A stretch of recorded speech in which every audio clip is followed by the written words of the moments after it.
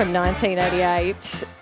Good thing on ABC Radio Perth. I love your texts for Legend in your lunchtime. Sometimes they come with facts. In fact, Jess said, no vote from me today, but because she's not fussed either way. I do find it funny that another one bites the dust is the perfect pace for compressions in CPR. Look at that. Thanks, Jess. Very handy, and I hope you never have to use it for that reason. Deb from Callaroo got your vote. Andy, thank you. Nat from Wagen, very good. Rob from Mount Helena, nice to see yours. Frank in Winthrop, thank you. 0437 922 720, and I'll play the winner just before 1:30. I want you to also tell me, for the dads out there, what is the worst advice you were given as a new dad? It all happens on Roots and Shoots with Ro and Sabrina. Hi, sorry, just had my daughter try to eat a snail. Roots and Shoots. Bronte, add compost to your potting mix. It works absolute wonders. And a little bit of poo, I might add. Any sort of poo? Oh, whatever poo you want. Not your own, though. Roots and Shoots after 9 a.m. Saturday on ABC Radio Perth and WA. It's 1:15. The Afternoon Show, 12:30 till 3:30, Monday to Friday, with Christine Layton on ABC Radio Perth and WA. So it's Mental Health Week, and the theme is mental health starts with our children, which essentially means it starts with healthy, happy, loving parents. The Women's Health and Wellbeing Services in Gosnells has put together a course for new parents, but get this, it's about the transition into parenthood, matrescence, patricence, and how to care for this thing you've never met but are wholly responsible for.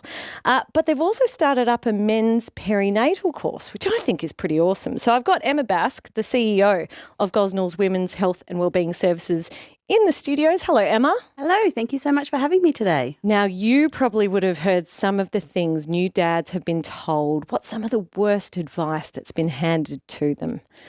Well, I think some of the worst advice that I've probably heard is, one of the worst things is that baby blues is completely normal, and so having a mum who sits and watches their baby all night, every night, making sure they're still breathing through the night, that's normal. That's not normal. But then other things like, just tell her to get on with it, or just drop the baby off and then leave her alone. That's probably the worst advice I've ever heard, to be fair. Yeah. Or hose them off in the garden. Hose them off in that? Well, can apply when they're 3 and they've been painting, but yeah. Less so when they're 3 months old. Exactly. It's the middle of winter. Or a high-pressure hose, definitely not. That's very true. I recall I had I had a relative come over that we don't see very often, and he said to Ian, yeah, you just get to sit back. You don't do anything. Yeah. And I know that a lot of dads want to be involved. They want to be involved. And you've started this course, this men's perinatal course. Why? Well, I think because of that, because you're right, dads do want to be involved, but they haven't necessarily seen that modelled by their dads or by their grandfathers or male role models for them. And so they want to be involved, but they actually don't know how or where to start. And that's really tricky, because I want to be a hands-on dad, but what does that look like? And how can I be a hands-on dad without taking over and without making my wife feel like she's a failure, or my partner, baby's mum, feel like she's a failure? Or what do I do if perinatal mental health or postnatal or antenatal depression or anxiety, how do I help her without making her feel even worse? So it's really about trying to upskill dads and let them know that, I guess, the reality that they're living, it's not going to look like a huggy sad, and that's normal. I mean, wouldn't that be amazing? But it just doesn't happen. Yeah, they've got to update their marketing campaign. What practical things can dads do during pregnancy and the lead up to birth? And I know there'll be dads listening, and please join in on this if you will. What do you tell them, Emma? So when they're, I guess, getting ready for the birth, then it's just about how they can be supportive and how they can help mums to be look after their health and well-being, because we know that the healthier that mums can be, so eating well and making sure that they're exercising and, within reason. We don't think that mum should suddenly take up marathon running and things like that, but what can they do to look after their physical and their mental and emotional well-being? So offering practical support around that, and maybe making sure that they're looking after supplying healthy meals, because sometimes when you're in that last trimester of pregnancy, the thought of having to go to the shops and then come home and cook, like, I reckon beans on toast are good again tonight. Yeah, I had pretty bad chub rub at that point, so I didn't want to go anywhere. So how about the dad's health and well-being? What do you teach them about their own needs? It's similar as well. It's around looking at where they, how they can look after themselves and how they can make sure that they're staying mentally and physically healthy as well, and ways that they can look after their stress. And I think that's one of the reasons that we want to look at doing this, that we are doing this new dads group as well, is acknowledging that for new dads, they're taking on a new role as well.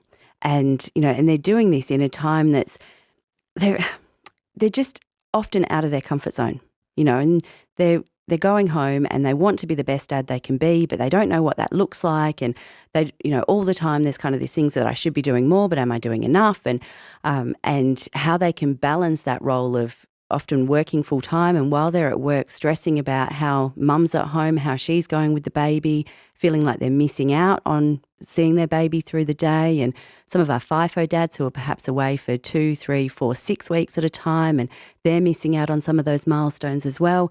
So we really want to be able to support them in ways that dads can be involved in the everyday life, whether they may be in the home or they may be, whether that's FIFO or shift workers, and ways that they can make sure that they're keeping themselves safe. And particularly for dads who are possibly, working in a field where they may accidentally chop their hand off if they're thinking about something else. We need to make sure that they're looking after their mental health so that they literally aren't, they're not losing a limb accidentally or something like that, because they're too busy worrying that when I get home tonight, is she going to be curled up in the corner of the kitchen crying over the fact that there's a sugar bowl broken on the which may or may not have happened in my household. Yeah. No, I understand. And I have to say, to the dads who are listening out there, I reckon our generation's doing such an awesome job. Yeah. I wasn't around to see the last one, so I can't comment on the rest of you, but I've just seen so many great hands-on dads, and just as many walking the pram as mums. So let's talk about these new parent classes as well. Why did you want to start these?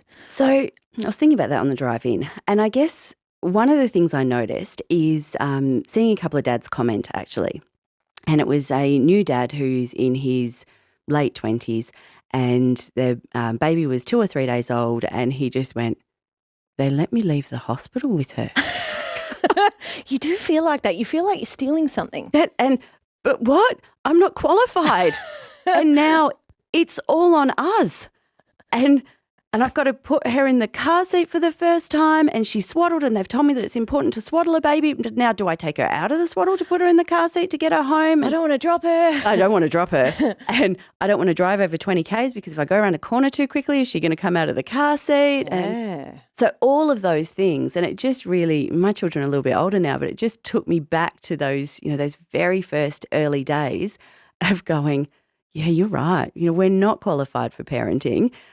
Any other job you go for, they ask about your skills, your qualification, and your experience. One of the most important jobs that there is, raising children, anyone can do it. That's a very good point. I never thought of it like that. It's scary when you think of it like that, isn't it? Yeah. I remember when we put Bonnie in the car and I was like, what do babies want to listen to? I'll put on the soundtrack from Fantasia. I'm pretty sure that'll work. That'll be fine. Yeah. And it was the part of Fantasia where Mickey's going down the stairs with like buckets of water and the whole place is flooding. It was fitting. So it's Mental Health Week, and the theme is mental health starts with our children. So, I mean, how can we be happy, loving parents right now? What do you think?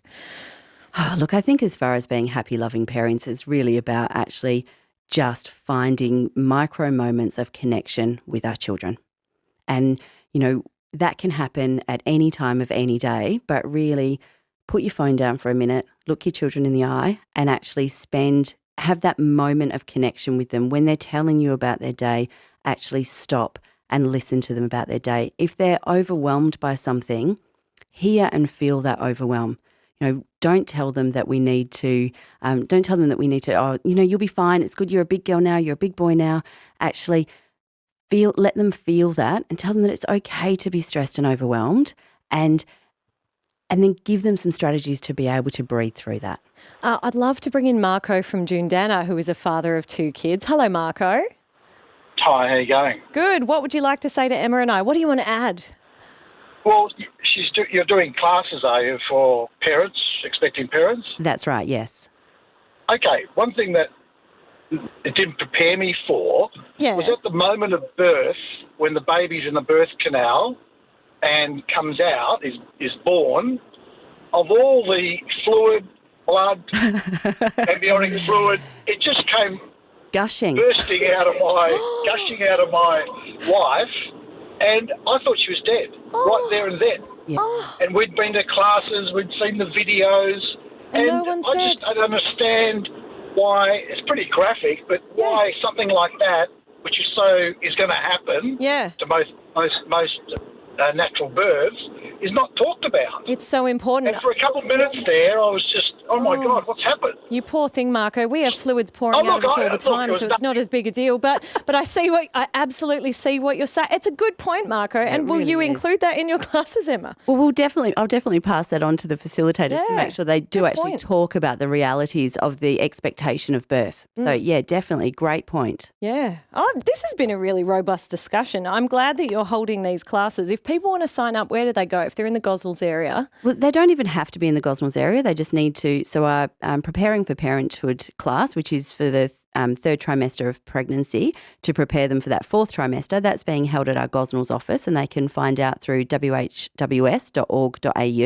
or give us a call 9490 2258. Very good. Emma, it's been great to speak to you. Thank you for coming in. Thank you so much for having me. Emma Basc, CEO of Gosnells Women's Health and Wellbeing Services. But as you can hear, there are classes for both, for all guardians really, to help with that transition. And Marco, thank you for your honesty. I'll pay you back with some Boney M, the clear winner.